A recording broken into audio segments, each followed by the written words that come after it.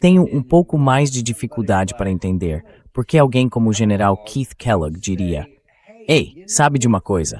Esqueça todas essas coisas. Literalmente tudo que você acabou de falar aqui, que é evidente por si só e claramente verdadeiro."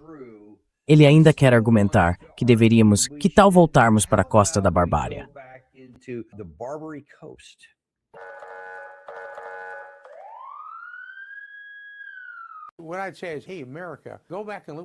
O que eu diria é: ei, América, volte e veja o que Thomas Jefferson fez quando era o terceiro presidente. É aí que você olha para os fuzileiros navais dos Estados Unidos, dos salões de Montezuma às praias de Trípoli. Foi mais ou menos assim. Nós resolvemos o problema dos piratas da barbárie, entrando lá com força, para garantir que eles não continuassem capturando nossos navios e prendendo nossos marinheiros. E esse é um daqueles casos em que temos de usar meios militares para colocar os meios econômicos do mesmo lado. E acho que ele precisa continuar pensando nisso.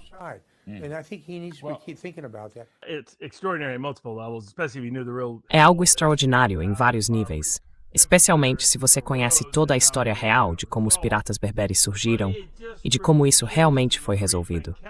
Mas isso só revela que um cara como Kellogg esteve delirando o tempo todo. Agora você entende por que Trump acreditou em coisas malucas sobre a Ucrânia em momentos cruciais no outono passado. É por causa de pessoas como Kellogg, capazes de acreditar em coisas ridículas. Mas o que todos eles sabem, e Marjorie Taylor Greene confirmou isso no seu programa ontem, é que a principal fonte de informação de Trump não são suas próprias agências de inteligência, nem suas próprias forças armadas, nem qualquer analista geopolítico independente, nem seu próprio vice-presidente, que ele ignora repetidamente. É a Fox News.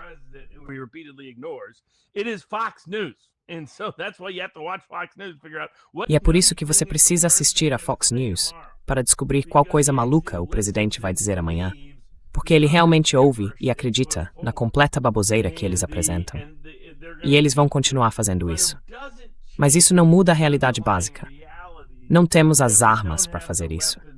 Não temos as munições para fazer isso. Não temos o efetivo para fazer isso.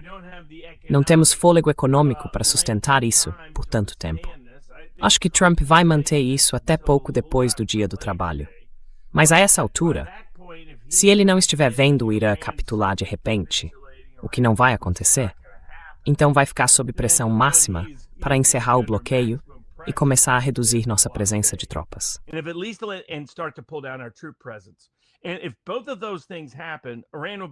E se essas duas coisas acontecerem, o Irã vai ficar sob pressão para aliviar as restrições no Estreito de Hormuz e deixar mais petróleo sair. Não acho que ele vá tão longe quanto estão recomendando. Mas também não acho que ele vá suspender nenhuma das sanções ao petróleo iraniano que poderiam facilitar ainda mais e promover o reequilíbrio daquela parte da economia. Ele vai continuar no mundo de negação até as eleições de meio de mandato. Já está dizendo, as pessoas simplesmente não gostam dos republicanos. Não tem nada a ver comigo nessa mentalidade. Mas isso não vai mudar a realidade política que virá depois das eleições de meio de mandato. Eu sei que as pessoas estão dizendo, bem, talvez haja duas coisas. As pessoas continuam dizendo que podemos voltar depois das eleições de meio de mandato. Não podemos reabastecer os estoques. É isso que elas não estão conseguindo entender.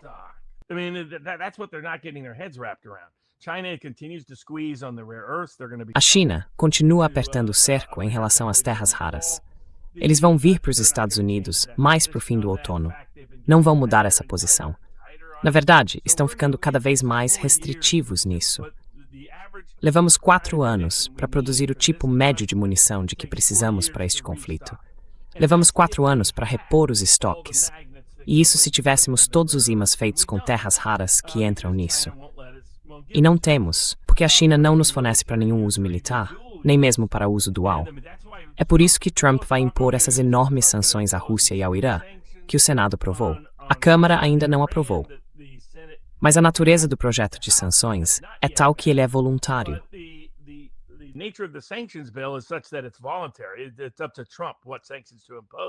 Cabe a Trump decidir quais sanções impor.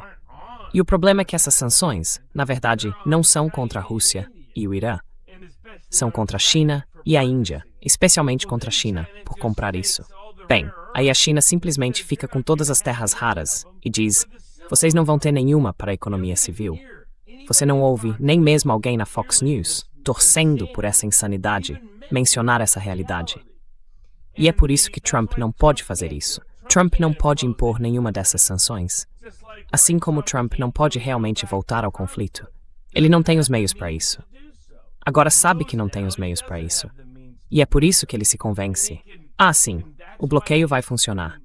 Sim, sim, a guerra econômica vai funcionar. Sim, eu ainda vou vencer, ainda vou ser um vencedor. Então, é nessa direção que o pensamento dele está indo neste momento. Isso é positivo para nós, que não queremos que ele faça nada insano em termos militares. É negativo para nós que queremos que a economia global tenha algum grau de reequilíbrio. Agora, há outro problema. Você levanta a questão das terras raras e da tentativa de substituir e repor muitos desses estoques. Eu tenho a impressão, e gostaria de ouvir sua opinião sobre isso, porque tenho certeza de que você tem muito mais conexões do que eu, de que há pessoas dentro do governo, especialmente na base industrial de defesa, que estão olhando em volta, vendo tudo isso e pensando: sim, vocês aí, façam o que quiserem, falem do que quiserem, mas eu vejo uma grande oportunidade aqui para ganhar muito mais dinheiro, seja lá o que vocês acabem fazendo.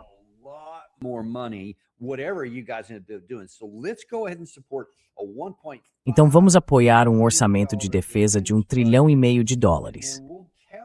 E aí vamos dizer a todo mundo que vamos conseguir uma quantidade enorme a mais desses interceptadores, que não têm sido muito eficazes e dos quais estamos ficando sem estoque. E eles vão colocar esse número astronômico. Na minha visão, não importa quanto dinheiro você coloca em algo. O que importa é o que você consegue produzir fisicamente e o que consegue obter com terras raras e assim por diante de outras fontes da cadeia de suprimentos sobre as quais não temos controle. O que você acha desta análise da Victoria Coates? Novos pedidos orçamentários das Forças Armadas prevêem quase 14 mil novos mísseis e mais de 850 interceptadores THAAD só em 2027. É um grande aumento, enquanto os Estados Unidos buscam reconstruir estoques esgotados e reforçar a prontidão militar. Temos que, de fato, destinar esse dinheiro às coisas certas, às coisas de que vamos precisar para combater as guerras em que estamos envolvidos agora. Então, sim, acho que o presidente fez bem em solicitar US$ 1,5 trilhão de dólares para o orçamento de defesa deste ano. Já temos a NDAA em mãos. Agora, vamos começar a destinar esse dinheiro para que possamos iniciar essa ampliação. Quero dizer, antes de mais nada, do que você está falando. 13 mil interceptadores em um ano. No ano fiscal de 27, quando produzimos algo como 600 no último ano fiscal. O que você acha disso? É basicamente o estado constante, contínuo e delirante de toda a indústria de defesa. Então, o complexo militar industrial não tem nenhum incentivo para dizer às pessoas: na verdade, não conseguimos fazer isso. Não conseguimos em vários níveis. Nossa cadeia de suprimentos está quebrada, em parte porque o complexo militar industrial, esse incentivo financeiro privado, prejudica a eficiência.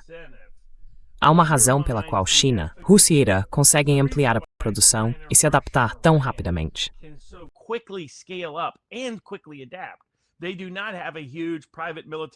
Eles não têm um enorme complexo militar industrial privado, complicando e comprometendo esse processo, desviando-o apenas para aquilo que lhes dá mais dinheiro, em vez do que é mais eficiente, do que é o melhor mecanismo para armas de defesa e para conseguir ampliar a produção dessas armas.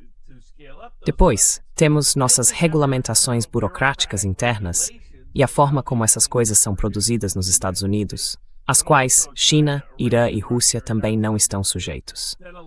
Isso permite que eles avancem muito mais rápido do que nós. Aí vem o terceiro problema. Não temos mão de obra qualificada para fabricar essas armas.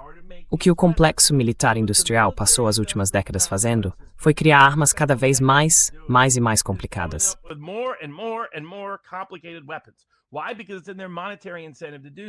Por quê? Porque isso atende aos incentivos financeiros deles. Essas armas não só são muito mais caras, como eles podem alegar direitos de propriedade sobre elas. É por isso que, neste momento, eles não querem que a Ucrânia tenha nenhum tipo de licença que permita depois reproduzir e comercializar mísseis Patriot. Eles querem que as armas sejam mais complicadas, porque assim os outros concorrentes não conseguem recriá-las com facilidade. Além disso, há proteções jurídicas adicionais, patentes e coisas do tipo. Mas isso também significa que você precisa de uma força de trabalho muito qualificada e especializada, que leva tempo demais para ser treinada. Então não dá para simplesmente aumentar a produção com facilidade e rapidez.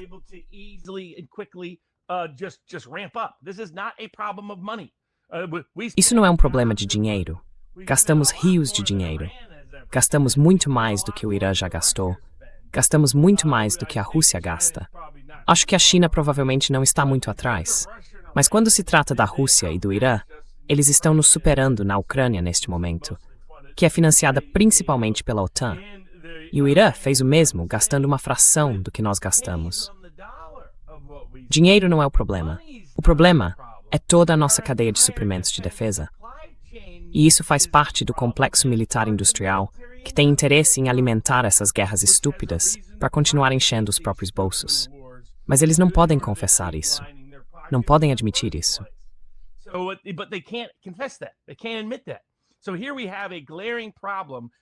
Então, aqui temos um problema gritante criado pelo complexo industrial militar. Não é só a guerra estúpida em que estamos envolvidos em várias frentes, na Ucrânia e no Irã. Eles nem conseguem fabricar as armas necessárias para sequer fingir que estão vencendo a guerra.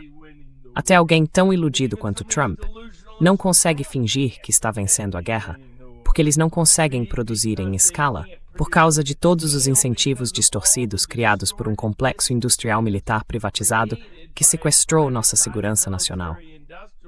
E eles não podem admitir isso. Não podem confessar isso. Então, em vez disso, dizem, sabem qual é a solução? Continuar dando dinheiro para as mesmas pessoas que criaram o problema.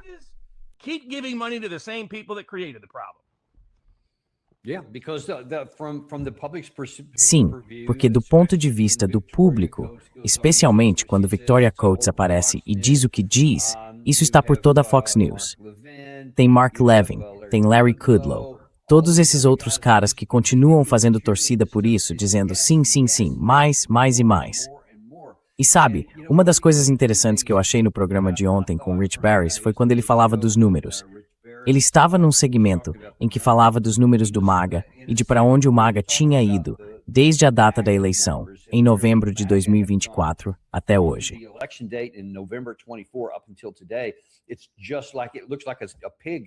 Parece que um porco ficou preso na planilha.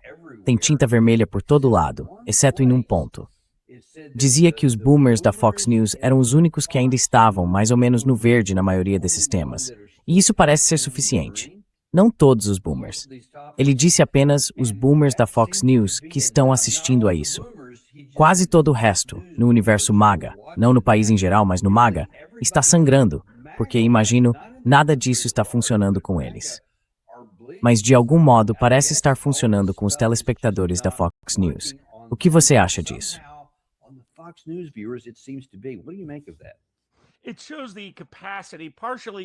Isso mostra a capacidade. Em parte, é porque essa geração, como Barris detalhou, é uma geração que acredita em mitos. Em especial, a categoria dos boomers mais velhos. Então, são eles os que vão morrer mais rapidamente, para ser bem direto, do ponto de vista de uma projeção política. Mas eu cheguei à mesma conclusão. Fiz uma publicação no Substack sobre toda a história de Israel na opinião pública americana e voltei para analisar todos os dados dos anos 40, 50, 60, desde lá atrás. E você encontra uma certa tendência comum.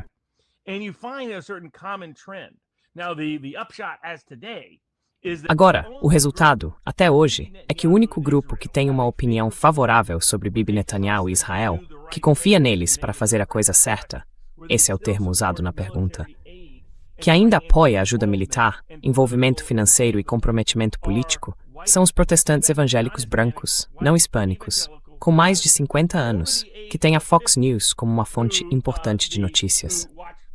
Todos os outros grupos, no país inteiro, têm uma visão negativa de Israel e uma visão negativa de Bibi Netanyahu.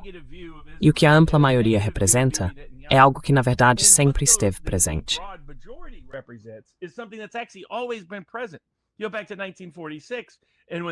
Voltando a 1946, quando já se falava do conflito, antes mesmo de Israel ser formalmente criado, entre judeus e árabes na Palestina, os americanos foram perguntados: vocês apoiariam, como os britânicos vinham pedindo, envolvimento militar dos Estados Unidos em qualquer nível, ou simplesmente ajuda militar?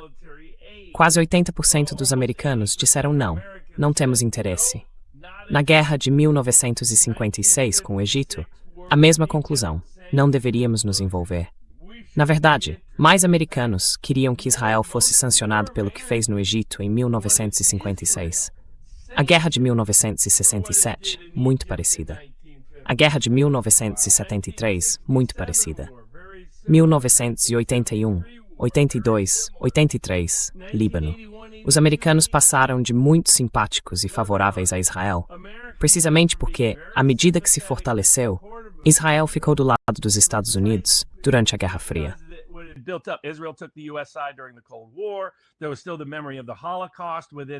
Ainda havia, naquela geração silenciosa, a memória do Holocausto, que gerava simpatia e empatia pela situação dos judeus israelenses. E então surgiram os primeiros movimentos da coalizão entre evangélicos e baby boomers, com o partido Likud e a direita religiosa, em meados dos anos 1970. O que muita gente não reconhece é que essa coalizão evangélica só durou cerca de uma década e meia. Evangélicos brancos com menos de 50 anos não compartilham as mesmas opiniões. Na verdade, evangélicos brancos millennials ou da geração Z têm mais simpatia pelos palestinos do que pelos israelenses. É por isso que Israel está numa posição política tão frágil. Mas é o mesmo grupo, é branco e basicamente vai ao púlpito e assiste a Fox News.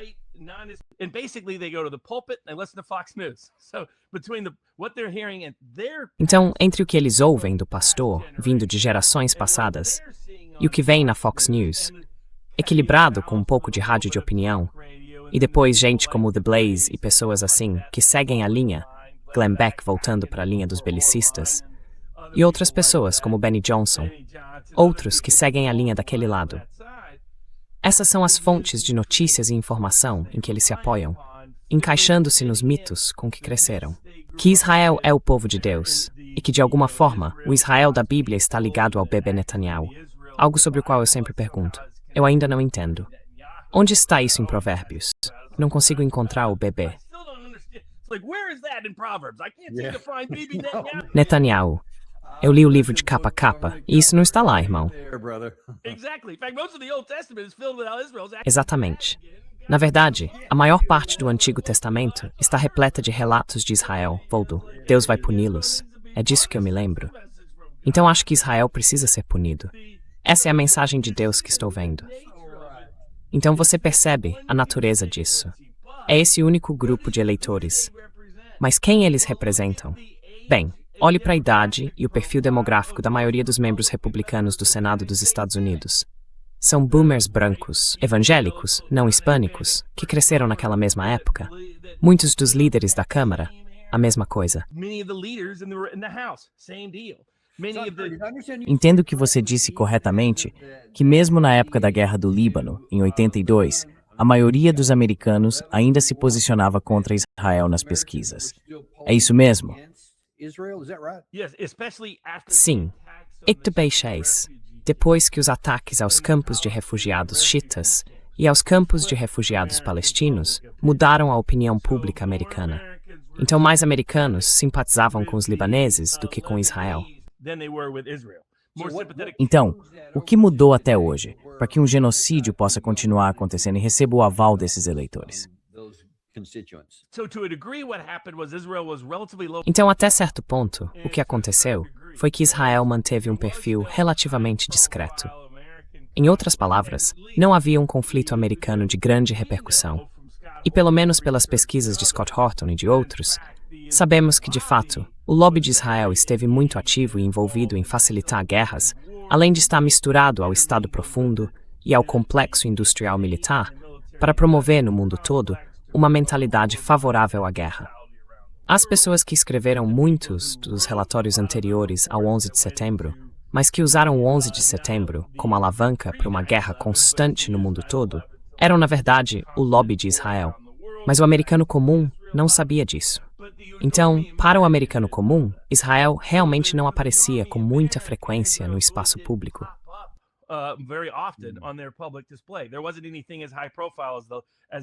Não havia nada tão chamativo quanto os ataques em Beirute, no começo dos anos 80, ou as guerras de 73, 67, 56 ou 48. Então, com essa mentalidade, isso era só uma questão secundária, meio tangencial. E os evangélicos da geração Baby Boomer ainda eram muito entusiasmados com o lobby de Israel. Mas os da geração X não eram, os millennials não eram, e a geração Z também não era. Isso já estava começando, havia cerca de uma década. Então, pesquisas detalhadas de 2016, 2017 e 2018 com evangélicos descobriram que a maioria dos pastores, se eram da geração X ou mais jovens, não falava sobre Israel. Israel não era toda essa mitologia inventada sobre o lobby de Israel que fizeram os boomers acreditarem entre os evangélicos. A geração seguinte de pastores não repetia isso do púlpito.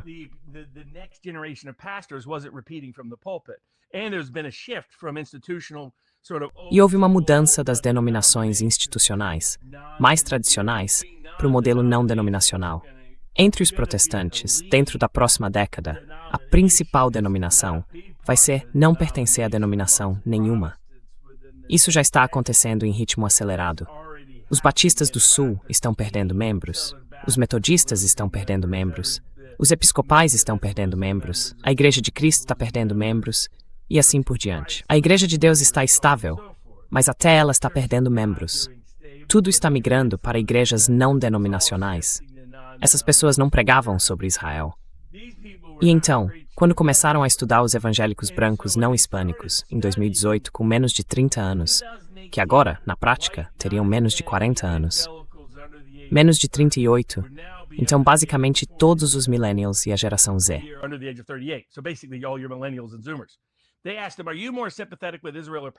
Perguntaram a eles, vocês simpatizam mais com Israel ou com os palestinos?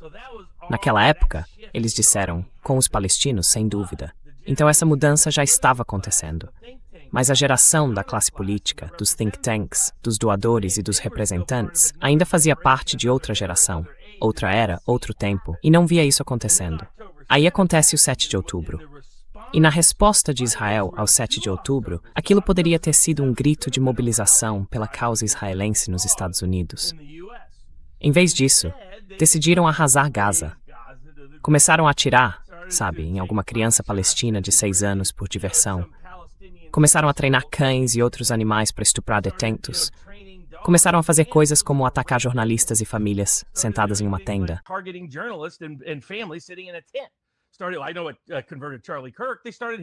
Eu sei o que fez Charlie Kirk mudar de posição. Começaram a atacar igrejas cristãs, algumas das igrejas cristãs mais antigas do mundo, na faixa de Gaza. Depois começaram a fazer o mesmo na Cisjordânia. Em seguida estavam derrubando Assad, na Síria. E então começaram a fazer lobby pela guerra contra o Irã. Depois ajudaram a encobrir os arquivos Epstein.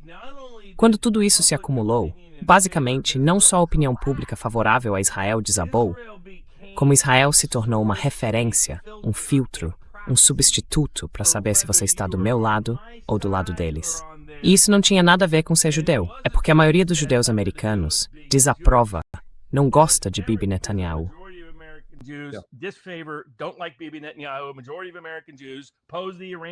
A maioria dos judeus americanos se opõe à guerra contra o Irã.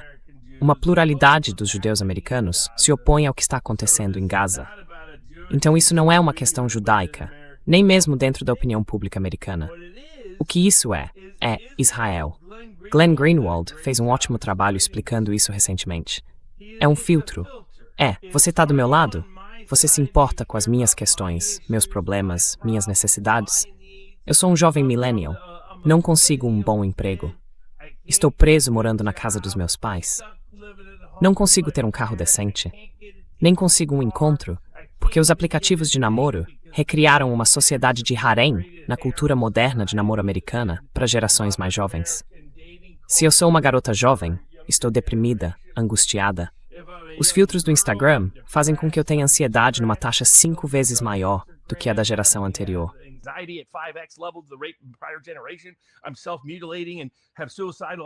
Estou me automutilando e tenho ideação suicida numa taxa mais alta do que qualquer geração de meninas jovens na história dos Estados Unidos. Quero que meus problemas sejam resolvidos. Quero que a saúde seja cuidada. Quero que as coisas sejam acessíveis. Elas queriam a volta do Trump de 2018, a economia de antes da Covid, quando as coisas começavam a melhorar. E em vez disso, tudo que vem é Israel, Israel, Israel, Israel, Israel, Israel, Israel, Israel. Tudo é Israel. Então, isso virou um filtro. Se você está do lado de Israel, não está do meu lado. E é por isso que isso está se tornando uma questão indireta tão poderosa nas primárias democratas. Os republicanos conseguem escapar disso por um pouco mais de tempo. Se você olhar para a Flórida agora, mais de 60% dos votantes nas primárias republicanas têm mais de 60 anos. Então são só pessoas idosas que votam nessas primárias.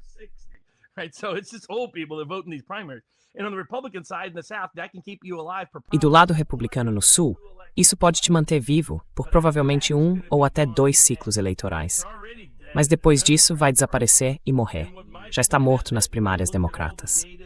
E o meu ponto, quando analisei todos os dados, o histórico desses dados, as tendências dos dados, por que os dados estavam onde estavam e por que iriam para onde estavam indo, tudo levou à mesma conclusão. Israel é um pária político nos Estados Unidos. E a geração de figuras políticas e públicas que perceber isso, aproveitar isso e fizer campanha defendendo que nos desvinculemos não só dessas guerras no Oriente Médio, mas também da nação de Israel, será o futuro da liderança política nos Estados Unidos.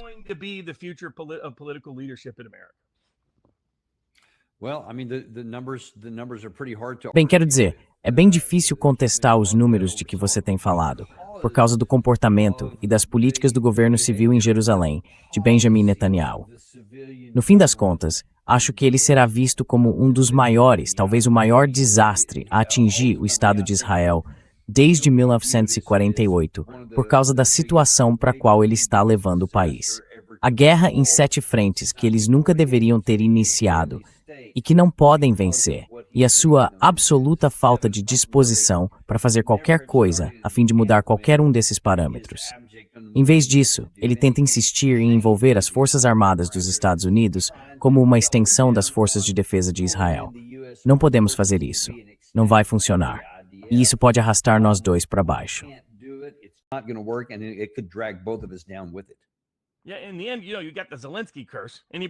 No fim das contas, existe a maldição do Zelensky.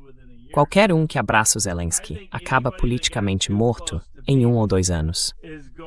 Acho que qualquer pessoa que tenha se aproximado demais do Bibi vai sofrer o mesmo efeito de uma maldição política com o tempo, porque isso provavelmente amaldiçoou o segundo mandato do presidente Trump, transformando o que poderia ter sido uma presidência de grandes oportunidades para a paz global no que provavelmente vai ficar para a história como uma das presidências mais idiotas do ponto de vista geopolítico, de política externa e de política militar da história americana. Como Richard Barris explicou, foi talvez a maior oportunidade desperdiçada da história da política americana. Mas a demanda pública por mudança não vai a lugar nenhum. Na verdade, ela está se ampliando e se aprofundando, e alguém vai atender a essa demanda. E talvez isso venha de alguns amigos nossos, em círculos e contextos surpreendentes. Tudo criado porque a arrogância do Bibi achou que ele podia voar um pouco perto demais do Sol.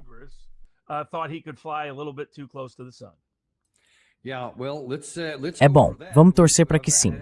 Acho que já tivemos no programa quase todo mundo de quem você está falando aqui. A única pessoa que ainda estamos tentando trazer é o deputado Massi. Ah, sim. Você conheceu algumas pessoas da equipe dele no evento? Conheci. Estávamos trabalhando nisso. Temos que trazer o Thomas. Temos que colocar o Thomas para circular e começar a fazer as visitas.